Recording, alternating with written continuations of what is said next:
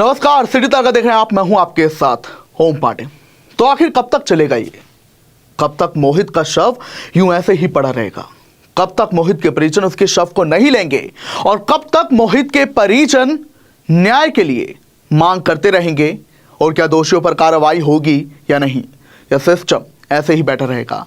तो आखिर क्या है पूरा मामला, आपको बता देते हैं। तो देखिए, महेंद्रगढ़ के बाघोद गांव में एक युवक मोहित ने 13 दिसंबर को आत्महत्या कर ली और अब उसकी आत्महत्या का मामला लगातार तूल पकड़ता जा रहा है, क्योंकि मोहित के परिजनों ने उसका शव लेने से मना कर दिया है।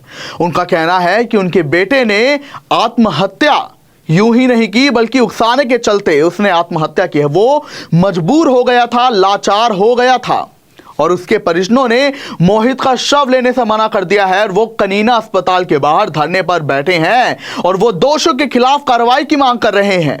बता दें कि जो मोहित के परिजन हैं, उन्होंने भाजपा के कद्दावर नेता और पूर्व शिक्षा मंत्री रामविलास शर्मा पर गंभीर आरोप लगाए हैं। उन्होंने रामविलास शर्मा, उनके बेटे समेत 8 लोगों पर उनके बेटे मोहित को आत्महत्या के लिए उकसाने का आरोप लगाया है और उन्होंने कहा है कि जब तक रामविलास शर्मा, उसके बेटे समेत उन 8 लोगों पर कार्रवाई नहीं होगी तो तब तक वो धरने पर यूं ही बैठे रहेंगे, वो अपने बेटे के शव को नहीं लेंगे। और अभी भी ये लगातार चल रहा है। ग्रामीण और मृतक के परिजन, जो कि उसके पिता हैं कैलाश शर्मा, वो धरने पर यूं ही बैठे हैं।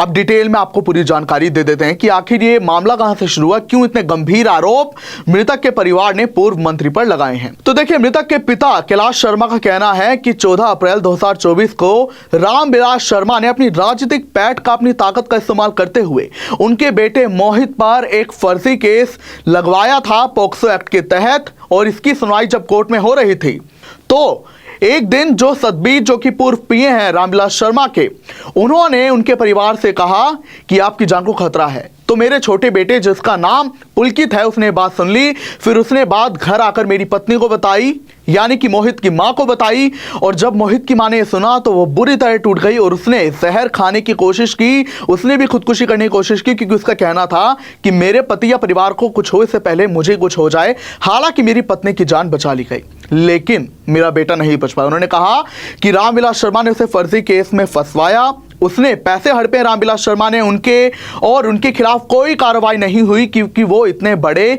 नेता हैं। और इसी से मेरा बेटा भी परेशान, लाचार था। और जब मेरे दोनों बेटे एक बर्थडे पार्टी से आए 13 दिसंबर को, तो घर में अज्ञात कारणों से मोहित ने आत्महत्या कर ली, जिसके बाद उसे कनीना अस्पताल ले जाया गया, पोस्टमार्टम भी किया गया। और उसके बाद आपको बता दें, जब उन्हें शव देने की बारी है परिजनों को, तो परिजनों ने शव लेने से ही इनकार कर दिया और वो धरने पर बैठ गए। वहीं आपको बता दें, जो कैलाश शर्मा है, उनका यह भी कहना है कि अब तक इस मामले पे कोई कठोर कार्रवाई नहीं हो रही है, पुलिस ने भी घूस लिया, उनका यह आरोप है। और रामविलास शर्मा की राजनीतिक ताकत के चलते ही इस मामले पर कोई कार्रवाई नहीं हुई है, जबकि चीफ सेक्रेटरी ने डीजीपी को कड़े निर्देश दिए हैं। तो ये गंभीर आरोप मृतक मोहित के परिवार वालों के, ग्रामीणों के हैं और वो रामविलास शर्मा और उनके बेटे समेत 8 लोगों के खिलाफ कार्रवाई की मांग कर रहे हैं। वो चाहते हैं कि उनके खिलाफ सख्त से सख्त कार्रवाई हो। लेकिन अब अगर देखा जाए, ये परिजनों के आरोप हैं, लेकिन अगर इन आरोपों में जरा से भी सच्चाई है, साथ ही उन आरोपों में भी जो वो प्रशासन पर लगा रहे हैं, जो वो पुलिस पर लगा रहे हैं कि पुलिस उचित कार्रवाई नहीं कर रही है, तो ऐसे में ये कई सवाल खड़े करता है। क्योंकि वर्तमान में बीजेपी की सरकार हरियाणा में है, तो ऐसे में सिस्टम पर भी सवाल खड़े होते हैं। हालांकि पुलिस अपनी तरफ से कह रही है कि वो केस दर्ज कर लेंगे, लेकिन कोई ठोस प्रमाण भी परिजन दें ताकि ये केस आगे बढ़ाया जा सके। लेकिन इसी वजह से परिजन और नाराज और ग्रामीण भी इसके चलते और नाराज है और अभी धरना चल रहा है।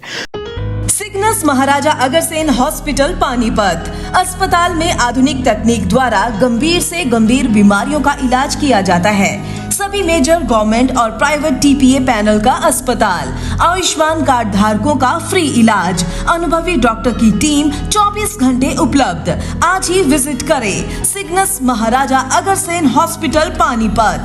Mobile number 9215163855।